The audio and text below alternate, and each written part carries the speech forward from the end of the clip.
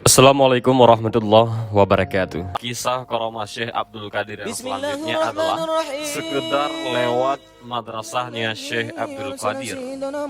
Segala hal yang berhubungan nama Syekh Abdul Qadir nampaknya begitu keramat. Hal ini karena agungnya karamah yang diberikan oleh Allah kepada beliau.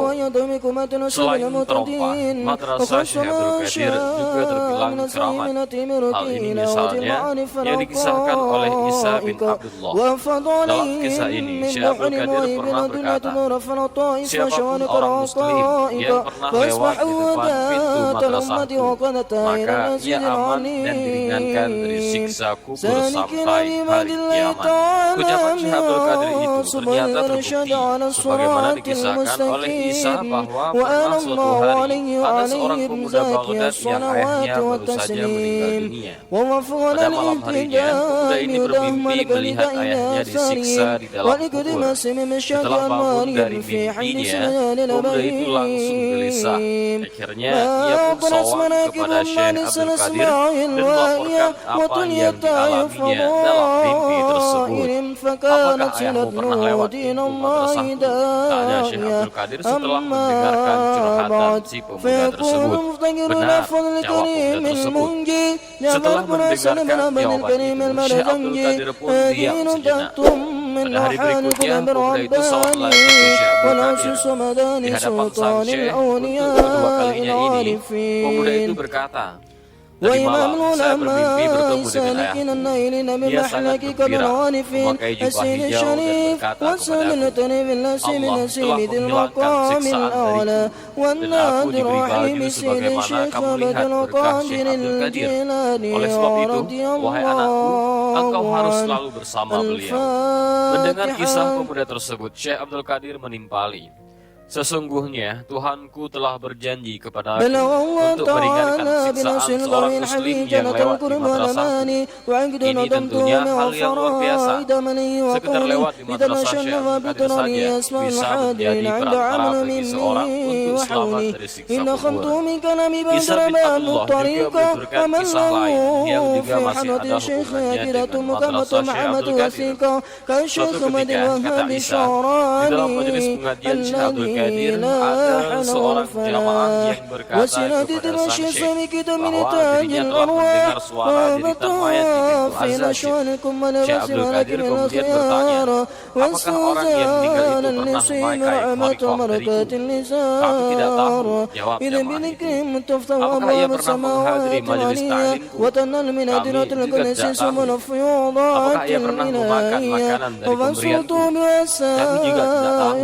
Orang yang melampaui batas memang lebih utama jika mendapatkan kerusakan, kata Syekh Abdul Qadir.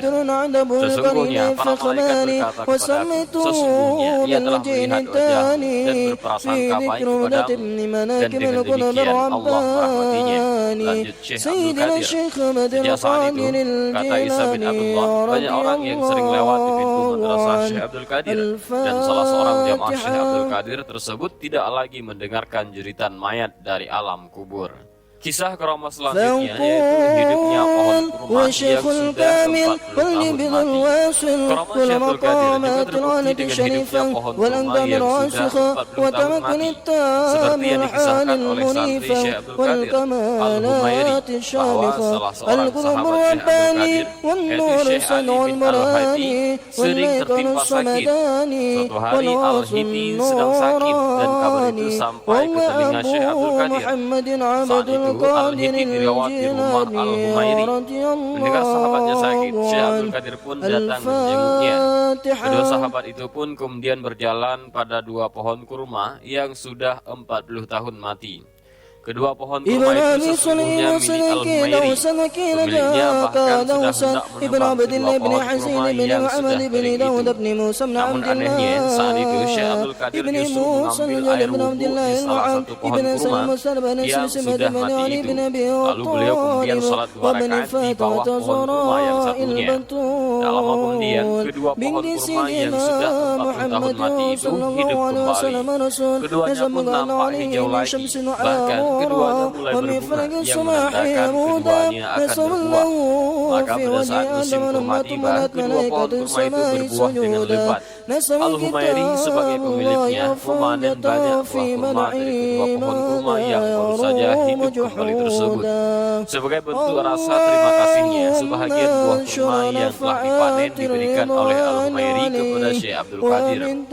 Semoga Allah memberkahi tanahmu. Doa Syekh Abdul Qadir saat menerima limpahan kurma dari santrinya itu. Pasca didoakan oleh Syekh Abdul Qadir, hasil panen kurma Al-Humairi meningkat hingga berlipat-lipat. Begitu juga ketika Al-Humairi hendak membayarkan dirham dan kharaj kepada petugas atas hasil panennya yang melimpah. Pada tahun berikutnya, hasil panen gandum Al-Humairi meningkat lebih banyak dari sebelumnya. Ternyata doa Syekh Abdul Qadir benar-benar mustajab. Bukan hanya kurma yang berlipat ganda, bahkan gandum Al-Humairi juga bisa meningkat. Untuk sekali panen, Al-Humairi bisa menghasilkan 100 kati gandum, dan yang 50 kati ia sedekahkan kepada kaum muslimin. Selebihnya ia makan sendiri dengan keluarganya. Seharusnya sisa gandum itu tinggal 50 kati, karena yang 50 kati sudah ia sedekahkan. Tetapi seperti dikatakan Al-Humairi, sisa gandum itu ternyata tetap saja 100 kati. Ini menunjukkan bahwa harta yang kita sedekahkan pada orang lain sesungguhnya tidak mengurangi harta kita, melainkan justru sebaliknya. Harta itu semakin bertambah, bukan hanya kurma dan gandum yang berlipat ganda. Hasil ternak Al-Humairi juga berkembang pesat. Semua ini merupakan berkah dari doa Syekh Abdul Qadir dan juga berkah bersedekah. Dan kisah keramat selanjutnya yaitu seekor ular di majelis Syekh Abdul Qadir. Suatu hari di majelis pengajian, Syekh Abdul Qadir memberikan ceramah kepada para santrinya dan jamaahnya. Tiba-tiba di tengah ceramahnya muncul seekor ular besar di pangkuan Syekh. Sontak seluruh orang yang ada di majelis itu langsung buyar dan lari ke berbagai arah karena ketakutan. Sementara itu Syekh Abdul Qadir tetap saja duduk dengan tenang. Tak lama kemudian ular itu pun masuk ke dalam baju Syekh Abdul Qadir dan merayap-rayap di badannya, lalu naik ke lehernya. Syekh Abdul Qadir tetap saja tenang dan tidak berubah keadaan duduknya, seolah tidak terjadi apa-apa pada diri beliau. Beberapa saat pun berlalu, turunlah ular itu dari badan Syekh Abdul Qadir. Banyak orang melihat bahwa ular itu nampak berbicara dengan Syekh Abdul Qadir. Kemudian ular itu pun hilang. Setelah itu para jamaah berkumpul kembali seperti semula. Mereka ada yang bertanya kepada Syekh Abdul Qadir ihwal apa yang dikatakan ular itu kepada beliau. Jawab beliau, ular tersebut sedang memuji wali-wali Allah yang lain, tetapi ia tidak pernah bertemu dengan seorang pun yang setenang dan sehebat Syekh Abdul Qadir. Di mana sang Syekh ini nampak tidak takut atau khawatir sedikit pun. Nasihat Syekh Abdul Qadir, jangan merasa paling baik dari orang lain. Nasihat Syekh Abdul Qadir Jailani ini dapat ditemukan dalam kitab As-Sahih Al-Ibad, dan berikut adalah nasihatnya. Ketika kamu bertemu orang lain, maka niscayakan bahwa orang itu lebih baik daripadamu. Katakanlah pada dirimu sendiri, bisa jadi orang ini lebih baik di sisi Allah daripada aku, dan dia lebih tinggi derajatnya. Jika yang kamu temui adalah anak kecil, maka katakan, anak ini belum bermaksiat kepada Allah, sedangkan aku sudah banyak bermaksiat kepadanya. Tidak diragukan lagi, anak ini lebih baik daripada aku. Jika yang kamu temui orang yang sudah tua, maka katakan, orang ini sudah beribadah kepada Allah Subhanahu wa Ta'ala sebelumku. Jika yang kamu temui itu orang yang punya ilmu, maka katakan, orang ini sudah mendapat apa yang belum aku dapatkan, telah meraih apa yang belum aku raih, mengetahui apa yang belum aku ketahui, dan dia beramal dengan menggunakan ilmunya. Jika kamu bertemu dengan orang bodoh, maka katakan, orang ini bermaksiat kepada Allah karena bodoh dan tidak tahu, sedangkan aku bermaksiat padahal sudah tahu, dan aku tidak tahu apa yang akhirnya akan terjadi pada dirinya yang bodoh dan pada diriku. Jika yang kamu temui adalah orang kafir, maka katakan, aku tidak tahu di kemudian hari dia akan masuk Islam dan meninggal dengan sebaik-baiknya amal. sedangkan aku bisa menjadi kafir dan mati dalam keadaan buruk. Jadi, kata Syekh Abdul Qadir, jangan pernah kita sebagai manusia merasa lebih baik dan lebih benar dari orang lain. Begitu juga sebaliknya, jangan pernah berprasangka bahwa orang lain lebih buruk dari diri kita. Sebab perasaan kita belum tentu sesuai dengan pandangan Allah. Bisa jadi perasaan diri kita ini lebih baik, tetapi di mata Allah kita justru sangat buruk. Sebaliknya, bisa jadi di mata kita orang lain sangat buruk, tetapi di mata Allah orang tersebut bisa jadi justru lebih baik dari kita. Karenanya, perasaan lebih baik, lebih benar, lebih beriman dan sebagainya perlu kita tinggalkan dari diri kita. Yang harus kita pupuk adalah kerendahan hati, di mana kita selalu merasa sebagai seorang yang buruk, selalu berbuat salah, banyak berbuat dosa dan sebagainya. Dengan kerendahan hati ini, selain kita pantang untuk menjelek-jelekkan orang lain, juga membuat kita terdorong untuk memperbaiki diri. Jika kita sejak awal sudah merasa lebih baik dan lebih benar, maka kita pun akan merasa tidak perlu lagi memperbaiki diri. Buat apa kita memperbaiki diri, sementara hati kita merasa bahwa diri kita adalah yang terbaik dan terbenar? Maka siapa yang dilimpahi taufik dan hidayah dari Allah untuk beramal saleh, hendaknya tidak memandang dirinya sebagai manusia paling suci yang pasti selamat dari neraka dan terjamin untuk surga. Selain menunjukkan kesombongan, perasaan seperti ini juga membuat kita tidak mau bertawakal kepada Allah. Selain itu, perasaan ini juga dibarengi rasa takut terhadap rencana tersembunyi ataupun makar Allah terhadap dirinya. Selain itu, perasaan ini juga membuat seseorang bisa menjadi lemah ataupun meraja pengharapan kepada ampunan dan rahmatnya Allah. Penyakit hati lainnya akibat perasaan ini adalah ujub ataupun membanggakan diri dengan amal baiknya. Dirinya sudah merasa telah melakukan amal baik yang tidak bisa ditandingi oleh orang lain. Hal seperti ini jelas melahirkan kesombongan sehingga memandang rendah orang yang tidak beramal seperti amalnya. Boleh jadi orang-orang seperti itu akan lebih dekat kepada Allah dengan amal lain. Dalam hal ini Ibnu Qayyim Al-Jauziyah rahimahullah pernah berkata, jika Allah membukakan untukmu pintu salat malam, jangan memandang rendah orang yang tidur. Jika Allah membukakan untukmu pintu puasa sunnah, janganlah memandang rendah orang yang tak berpuasa. Dan jika Allah membukakan untukmu pintu jihad, maka jangan memandang rendah orang yang tidak berjihad. Sebab bisa saja orang yang tidur, orang yang tidak berpuasa, dan orang yang tak berjihad itu lebih dekat kepada Allah ketimbang dirimu. Kemudian beliau melanjutkan, sungguh engkau ketiduran sepanjang malam lalu menyesal di waktu pagi, lebih baik daripada melewati malam dengan ibadah tapi merasa bangga di pagi hari itu.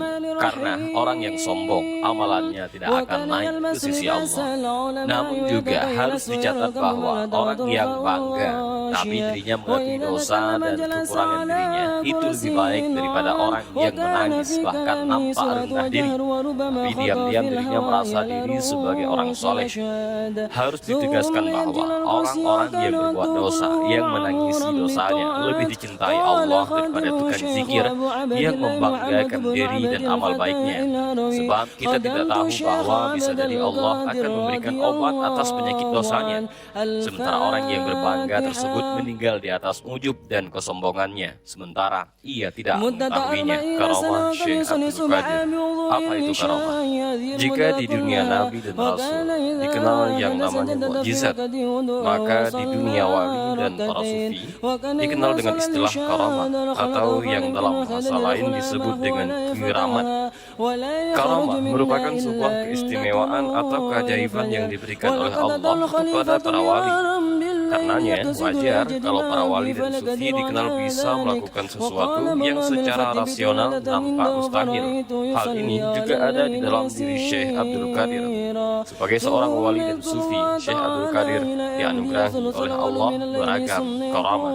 Secara etimologis, karamah mempunyai arti hormat, menghormati, penghormatan, ataupun pemuliaan. Munculnya karamah pada diri seorang wali Allah adalah sebagai penghormatan ataupun pemuliaan terhadap dirinya dan sebagai isyarat dari Allah Subhanahu wa Ta'ala bagi diterimanya eksistensi diri seorang wali tersebut di sisi Allah. Contoh kejadian yang dapat dikatakan sebagai karamah sangatlah banyak. Beberapa contoh dari para sahabat misalnya yang terjadi pada Usyad bin Hudayr ketika membaca surat Al-Kahfi. Para malaikat turun oleh sebab bacaannya tersebut. Contoh yang kedua adalah Imran bin Husain, malaikat memberi salam kepadanya.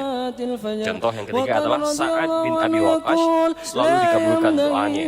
Dan contoh yang keempat adalah Amir bin Furaihah, ketika syahid jasadnya diangkat oleh para malaikat. Dan hal ini pun dilihat oleh sahabatnya, yaitu Amir bin Tufail. Jadi, karamah merupakan suatu yang menyalahi adat, menyalahi common sense yang diberikan oleh Allah kepada wali ataupun kekasihnya untuk menguatkan dan mendukung dakwahnya di tengah masyarakat. Maksudnya bahwa Allah tak jarang membuat sesuatu yang nampak berbeda dan masuk kategori luar biasa ataupun amazing di tengah masyarakat umum melalui para hambanya yang soleh. Keluar biasaan ini biasanya berfungsi untuk mematahkan pembangkangan orang-orang sesat. Karamah biasanya diberikan oleh Allah kepada para hambanya yang soleh ketika dalam kondisi terjepit atau untuk menunjukkan kebenaran tentang agama Allah, yaitu Islam, dan untuk mengalahkan fitnah dari musuh-musuh agama Allah. Karamah juga terkadang berwujud sebuah ilmu yang belum pernah terjadi atau sudah terjadi, akan tetapi tidak diketahui oleh masyarakat pada umumnya.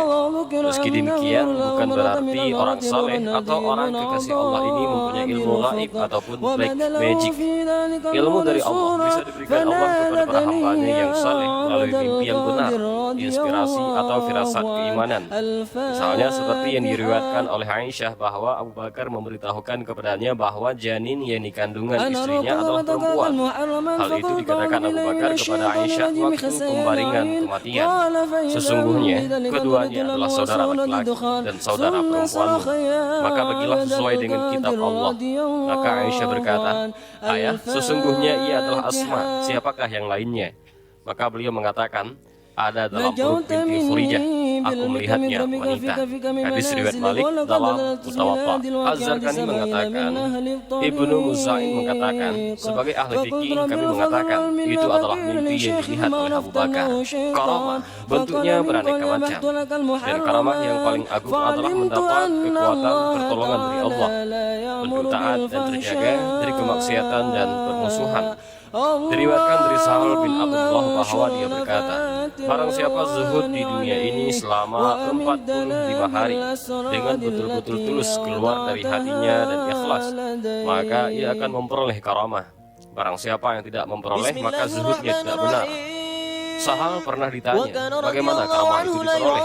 Dia menjawab, dia harus mengambil apa yang dia kehendaki, seperti dia kehendaki, dan di tempat yang dikehendaki. Sementara itu, di dalam Iqab Al-Himam, salah satu syarah dari kitab Al-Hikam disebutkan bahwa secara umum karamah ada dua macam, yaitu karamah hissiyah, yaitu bersifat kasat mata ataupun jasmani, seperti orang yang bisa menghidupkan orang mati, berjalan di atas air, bisa menghilang, dan sebagainya. Dan yang kedua adalah karamah ma'nawiyah yang bersifat rohani, seperti terbukanya hijab atau hati seseorang yang dinamakan dengan mukasyaf, capainya makam rohani yang tinggi, sampainya seseorang pada hakikat ilahiyah seperti yang diajarkan oleh Syekh Abdul Qadir dan sebagainya. Seseorang bisa mendapatkan karamah hissiyah jika dirinya telah keluar dari pakem dan kebiasaan yang berlaku di kalangan masyarakat umum. Kebiasaan itu misalnya banyak makan, minum, tidur, berpakaian mewah, suka mengumpul dengan orang banyak, bahkan suka bermusuhan dengan orang lain, dan tenggelam dalam ritual-ritual syariat. Ketika orang pada umumnya makan dan minum setiap hari, tapi tiba-tiba ada orang yang tidak makan dan tidak minum setiap harinya, maka orang ini berarti mendapatkan karamah dari Allah Subhanahu wa Ta'ala. Orang biasanya tidur setiap malam sampai pagi, tetapi dirinya malah tidak pernah tidur, melainkan berzikir dan beribadah semalam suntuk kepada Allah. Maka orang seperti ini juga diberi karamah oleh Allah. Adapun karamah ma'nawiyah diberikan oleh Allah kepada seseorang yang meninggalkan kebiasaan-kebiasaan ma'nawiyah seperti cinta harta, suka dengan jabatan, suka dengan popularitas, meninggalkan berbagai macam penyakit rohani seperti hasud, ujub, riya, takut kelaparan, bohong, dan sebagainya. Jadi, jika ada orang yang bisa mencapai makam rohani seperti ini, di mana jiwa dan hatinya sudah tidak tertarik lagi dengan jabatan, harta kekayaan, popularitas, hatinya bersih sehingga tidak mempunyai rasa sombong, ujub, hasud, dengki, riya, dan sebagainya, maka pertanda orang tersebut telah diberi karamah ma'nawiyah oleh Allah Subhanahu wa Ta'ala. Namun bagaimanakah kita menyikapi karamah? Bagi kalangan Ahlussunnah wal Jamaah, mempercayai wujud karamah bisa dibenarkan. Bahkan kalau dikaitkan dengan bagian keimanan terhadap yang gaib sebagai tanda-tanda orang yang bertakwa kepada Allah Subhanahu wa Ta'ala, maka harus hukumnya dan bisa wajib. Sebab sebagaimana di dalam Al-Quran surah Al-Baqarah, kitab Al-Quran ini tidak ada keraguan padanya, petunjuk bagi mereka yang bertakwa, yaitu mereka yang beriman kepada yang gaib, yang mendirikan sholat dan menafkahkan sebahagian rezeki yang kami anugerahkan kepada mereka. Jadi, kata Al-Quran, salah satu ciri orang yang bertakwa adalah meyakini hal-hal gaib. Karamah ini sesungguhnya persoalan gaib, karena itu wajib dipercayai keberadaannya, bahwa karamah itu benar adanya, bukan omong kosong atau khayalan. Karamah itu ada karena berasal dari Allah. Orang yang mengingkari keberadaannya dengan demikian sama saja mengingkari keberadaan hal-hal yang gaib. Jadi di dalam Islam, mempercayai keberadaan hal gaib itu bahagian dari ciri orang yang beriman dan bertakwa. Mempercayai keberadaan setan dan jin itu juga diwajibkan dalam Islam. Yang dilarang dalam Islam adalah mengikuti jejak dan langkah-langkah setan. Jadi mempercayai adanya karamah, termasuk karamah para wali dan para sufi, seperti karamah yang diberikan kepada Syekh Abdul Qadir, juga bahagian dari keimanan dalam Islam. Karenanya Al-Yafi'i dalam kitabnya Raudhur Riyahin menyatakan, sungguh sangat mengherankan orang-orang yang mengingkari adanya karamah para wali, padahal banyak disebutkan dalam beberapa ayat yang agung, hadis-hadis sahih, dan perkataan para sahabat yang terkenal dan dalam hikayat-hikayat yang berserakan. Al-Yafi'i melanjutkan, manusia dalam mengingkari adanya karamah ada beberapa bahagian, yaitu mengingkari secara mutlak adanya karamah, yaitu golongan Mujassimah, golongan yang mempercayai adanya karamah pada orang yang terdahulu dan tidak mempercayai adanya karamah pada zamannya. Abu Hasan Asy-Syadzili mengibaratkan seperti Bani Israel yang membenarkan Nabi Musa ketika mereka tidak melihatnya dan mengingkari Nabi Muhammad SAW ketika melihatnya.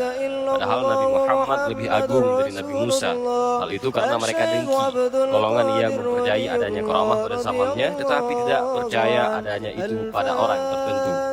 Biasanya orang yang tidak mempercayai bahkan merendahkan karamah dikarenakan mereka menyamakan karamah dengan sihir.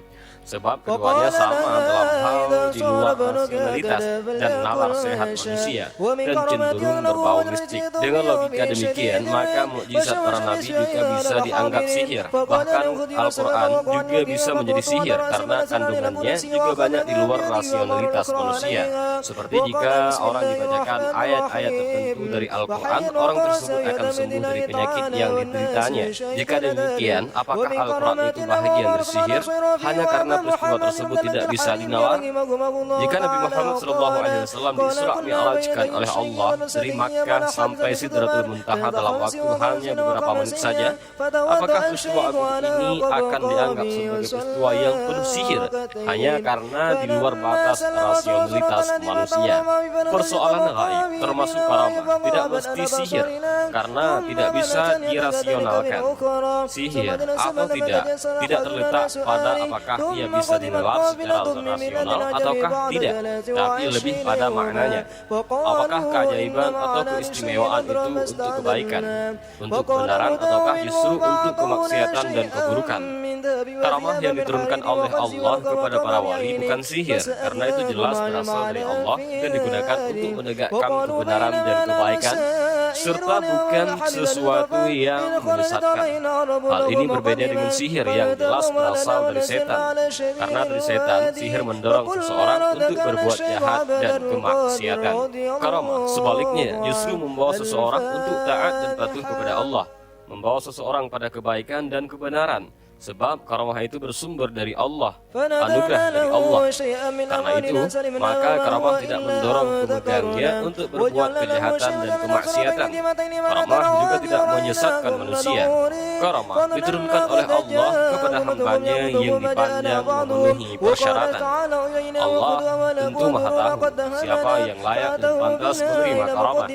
Jika di mata Allah seseorang hamba tidak layak menerima karamah, maka Allah tidak akan memberikan kepadanya. Karena seorang hamba yang secara kualitas rohani dan spiritual tidak memenuhi syarat, pasti tidak kuat, sehingga dampaknya dirinya akan menyalahgunakan karamah tersebut.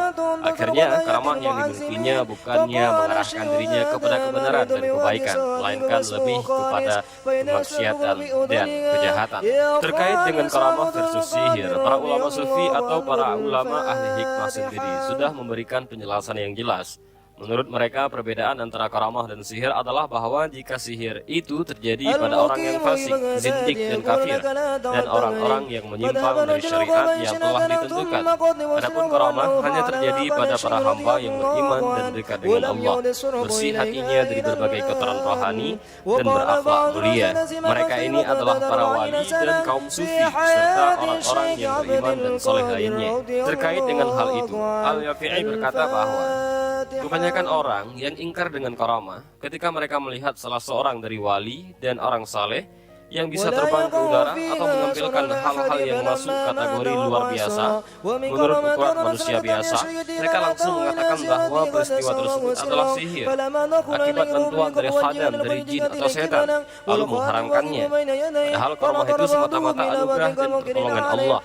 Orang yang mengharamkan pertolongan Allah, kata Al-Yafi'i, merupakan orang yang mendustai kebenaran dengan nyata. Meski demikian, karamah memang harus dibedakan dengan istidraj, yaitu jebakan ataupun ujian. Baik karamah maupun istidraj sama-sama dari Allah, tetapi diperuntukkan untuk hamba yang berbeda. Karamah diperuntukkan untuk hamba Allah yang beriman dan bertakwa, dan secara rohani sangat dekat dengan Allah sehingga menjadi kekasih Allah seperti para wali dan para sufi. Sementara itu, istidraj diperuntukkan bagi orang yang keimanan dan ketakwaannya masih diragukan, atau orang-orang yang sesat dan hatinya masih kotor. Istidraj digunakan untuk menjebak atau menguji seseorang supaya dirinya semakin lalai dan lupa daratan, sehingga pada akhirnya ia akan terjerumus ke dalam jurang kesengsaraan yang sangat dalam. Misalnya, ada orang yang diuji atau dijebak oleh Allah dengan diberi keistimewaan berupa tidak mempan bacok, bisa berjalan di atas air, bisa menghilang dan sejenisnya. Tapi Allah memberikan keistimewaannya tersebut tujuannya adalah untuk menjebak atau mengujinya agar sombong atau semakin besar sombongnya. Dengan keistimewaan tersebut, ia semakin lupa diri dan takabur. Maka ketika ketakaburannya sudah mencapai puncak, ia akan dihancurkan dan dihinakan oleh Allah. Ia akan dijerumuskan oleh Allah ke dalam jurang penderitaan yang sangat dalam. Sama saja dengan orang yang asalnya miskin lalu diberi ujian oleh Allah dengan harta yang banyak dan jabatan yang tinggi. Tujuannya adalah untuk menguji tingkat keimanan orang ini, bagaimana ia menyikapi harta dan jabatan itu. Ketika dirinya bisa bersikap baik dalam menggunakan harta dan jabatan, tetap rendah hati, semakin dermawan, suka menolong, dan semakin patuh kepada Allah, maka tandanya ia lolos dari jabatan.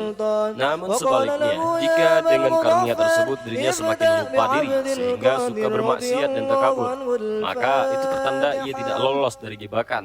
Saat itulah ia akan dijatuhkan dan dinistakan oleh Allah. Harta kekayaannya dan seluruh jabatannya akan dicabut kembali, atau ia sendiri akan ditimpa musibah yang luar biasa besar. Itulah istidraj. Karamah juga bisa menjadi istidraj untuk menguji kadar keimanan dan perilaku seseorang.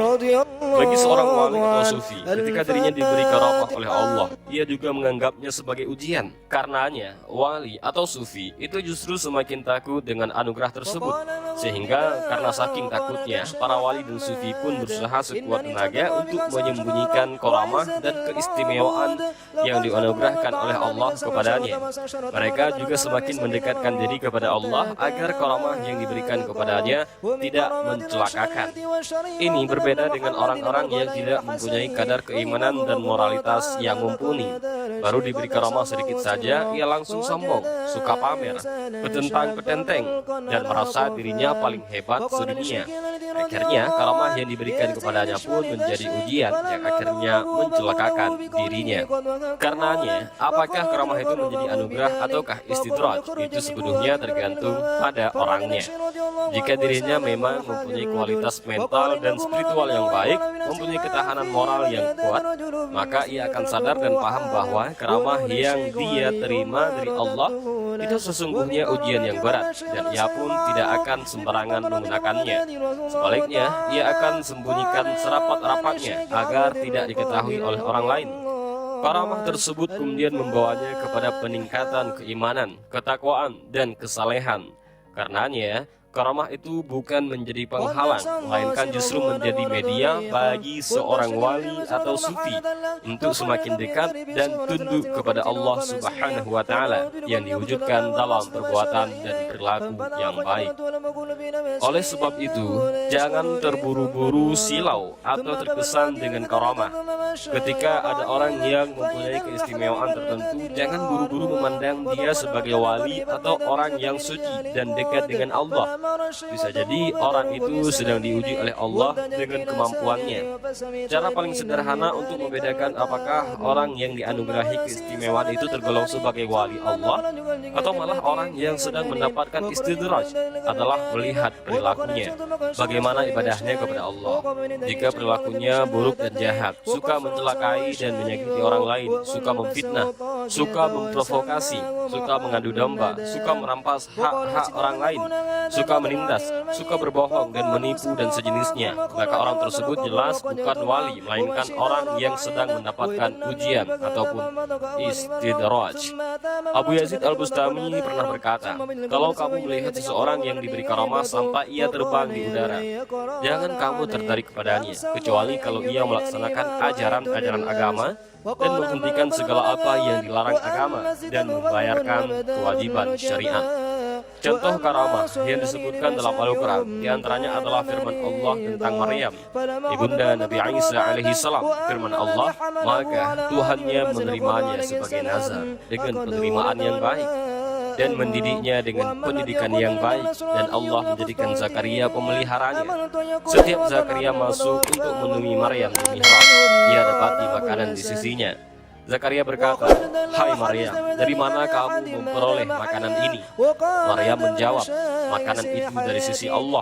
Sesungguhnya Allah memberi rezeki kepada siapa yang dikehendakinya tanpa hisab. Al-Quran Surah Ali Imran ayat 37.